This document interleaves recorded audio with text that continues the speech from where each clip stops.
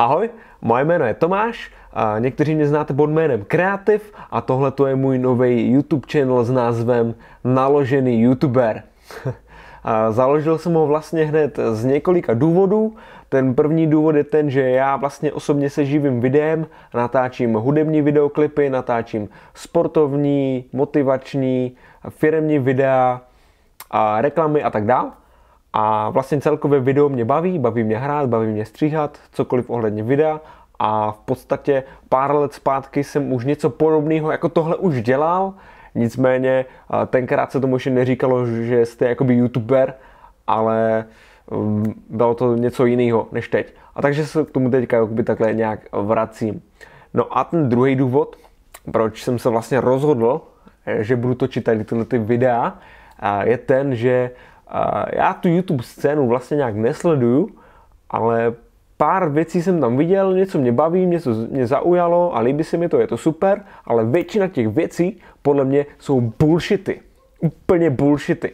Fakt no sense, bez smyslu, kraviny, kde třeba frajer rozsekává nějaké věci na nějakém bytě, jo, pak to samozřejmě vyhrotí majitelka, ta tam přijde, jo, je naštvaná samozřejmě a frajeři to ještě natočí na video a dají to na YouTube a to video má fakt jako strašně moc zhlídnutí. Jo. Úplně bullshit. Fakt podle mě je to kravina. Jo. A není to jenom tohle, těch věcí je tam víc, třeba, že ti youtubeři se mezi sebou hádají, jo, dělají nějaké odhalení a také prostě plítké kraviny. Jo. Fakt 80% jsou chujoviny. A jo, chujoviny, fakt chujoviny. A proto jsem se vlastně rozhodl tak nějak, že to začnu dělat tež, protože mi tam chybělo mi tam něco nějaké také, něco motivačního, něco inspirativního, něco, co mě někam posune, jo, a pobaví mě třeba nějakým způsobem zároveň. A tohle mi tam právě chybělo, minimálně v českém jazyce, tak jsem si řekl, že když už vlastně ty videa dělám, tak co je to za problém dát na stativ kameru a sem tam něco natočit, něco napovídat. A první téma, který mě vlastně napadlo, o kterém bych mohl mluvit, je čas. Že ho nemáme zas tak moc. Vlastně když jsem se rozhodl, že tohle začnu dělat, že začnu natáčet tady tyhle videa, tak jsem si řekl, OK, takže budu potřebovat nějaké logo, nějakou animaci, nějakou grafiku, nějaké také kraviny. A pak jsem si řekl, že tak to by mi vlastně zabralo třeba měsíc práce nebo prostě dlouho a ten výsledek by furt bych třeba s ním nebyl nějak spokojený a furt se to snažil nějak vypiplat do nějakých úplně detailů a nakonec bych ztratil třeba měsíc práce, ale za ten měsíc už bych mohl třeba nazbírat nějaké followers, jo, nějaké zhlídnutí a nějaké první inspirované lidi, což vlastně o to jde. Jo.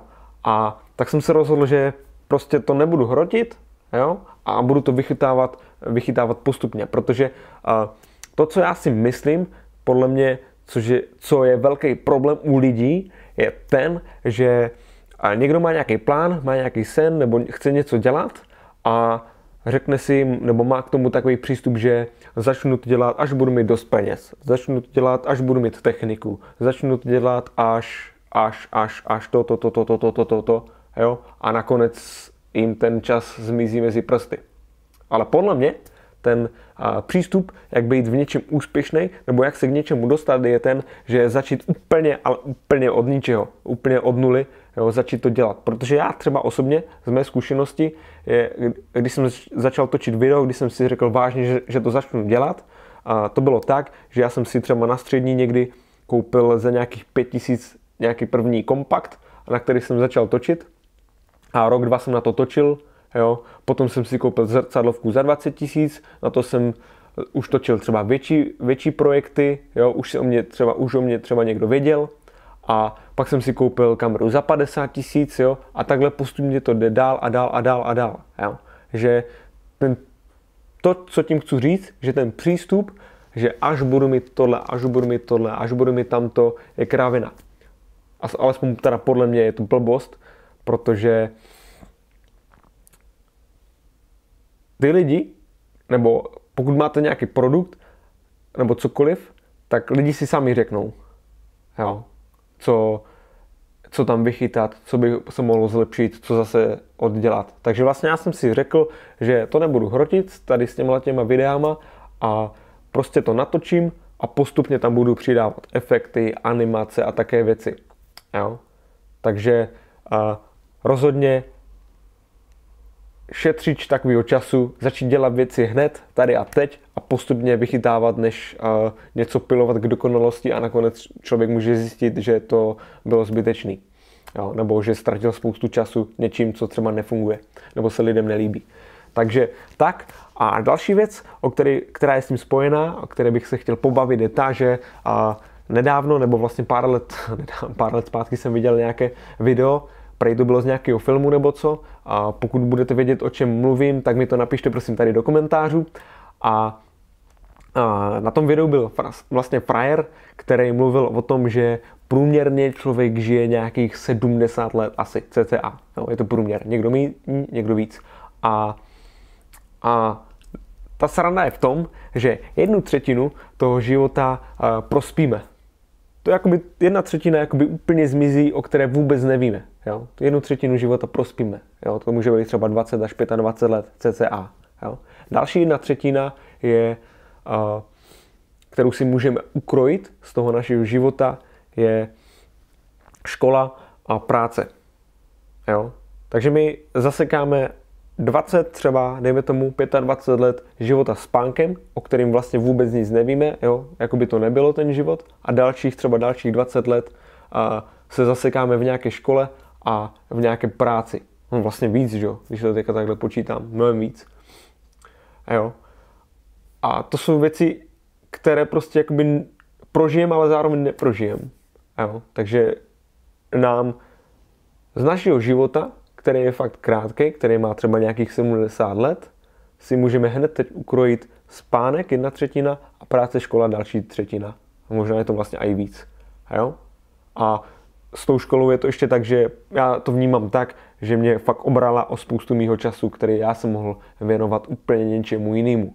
Jo? Protože třeba tam je fakt důležité se naučit číst, psát, trochu počítat a nějaké základní povědomí, třeba, já nevím, o historii. I když tam se můžeme taky bavit o tom, pardon, že to mohlo být nějak jinak. Pardon, jak mi přeskočil hlas. No, takže vlastně 2/3 života promrháme tady na tyhle ty věci. A další 1/3 se už nám nabízí na to, že ten čas můžeme využít pro to, co chceme dělat, pro to, co nás baví. A jenomže tady nastává další sranda. A to ta, že stejné poslední 1/3, která nám zbývá, která je fakt krátká, třeba nějakých 20 let, co nám zbyde na to, co chceme dělat, si už teď můžeme ukrojit čas, kdy cestujeme z bodu A do bodu B. Už teď si můžeme s tama ukrojit čas, kdy chodíme nakupovat, kdy si připravujeme jídlo, kdy děláme úklid doma, kdy sedíme na záchodě, kdy stojíme ve frontě a tak dále. Jo? Spousta věcí, které už teď nám zasekají spoustu dalšího času, který zase jakoby v podstatě není. Že jo? A zbývá nám fakt jenom takovýhle jakýsi maličkej, takový nic ve srovnání s těma 70 rokama. Máme 70 let, nějaký život a s tama třeba 10-15 let nám zbývá na to dělat, aby jsme mohli dělat to, co chceme a to, co nás baví. Což fakt není moc. A teď se dostáváme k tomu, jak z toho mála, nebo jak z toho celkového dostat trochu víc. Vemte si, že my 1/3 spíme, další 1/3 jsme v práci a ve škole, zbytek z té 1/3 uklízíme a tak dál. A někdo ještě má v tom, co mu zbyde, v tom málu, má ještě čas na to, aby se koukal na televizi nebo spal 10-12 hodin denně. Nebo v pátek se šel ožrat a v sobotu ráno se probudí, nebo ráno se neprobudí, probudí se třeba v 11, ve 12 a s kocovinou je použitelný třeba až v 5-6. Takže zase spousta úplně ztraceného času. A na to lidi mají čas, na tohle lidi mrhají čas z toho mála, co jim zbyde. Stojí to někomu za to? Nebo stojí vám to za to? Mně osobně rozhodně ne. No a teď se dostáváme k tomu důležitému, že jak toho času dostat trošku víc. Jednoznačně spánek. Není absolutně žádný důvod pro to spát třeba 10-12 hodin denně, nebo třeba i 8. Proto není vůbec žádný důvod. Já osobně spím třeba 5-6 hodin denně a myslím si, že mám daleko víc životní energie, než někdo, kdo spí třeba tamhle 10-12 hodin denně. Jo, protože taková věc, kterou jsem spozoroval, je ta, že když člověk dělá to, co ho baví, nebo dělá to, co chce dělat, nebo prostě má něco za tím směruje, nějaký styčný maják a jde si za tím a dělá to, tak má daleko víc životní energie a to fyzično, jakoby to tělo už nepotřebuje tolik spánku. Jo, protože ten člověk je nabitý tím nadšením, že dělá to, co chce dělat a má kam směřovat. A tím pádem už nepotřebuje tolik spát. Schválně se zeptejte sami sebe, jestli to tak máte. U mě osobně to tak je. No, takže rozhodně spánek určitě blbost spát 8 hodin denně. Já třeba osobně dneska jsem spal 2,5 hodiny, což jako teda není úplně OK, ale já jsem v noci psal text a skládal nějakou hudbu a pak jsem se na 2,5 hodiny vyspal s tím, že jsem se probudil, že se mi zdálo o tom, že už skládám nějakou linku na refrén. Takže tak. Spánek. Rozhodně není to zase tak důležitý. Nebo je to důležitý, ale rozhodně ne, že 8 nebo 10, 12 hodin denně úplně zbytečný. Další věc, rozhodně time management, seřadit si svoje věci a dělat je v té chvíli, kdy je máme dělat, dávat si tam záměry, termíny, kdy má být co kdy hotový, protože nás to tak nějak jakoby k tomu tlačí a mít to pod kontrolou.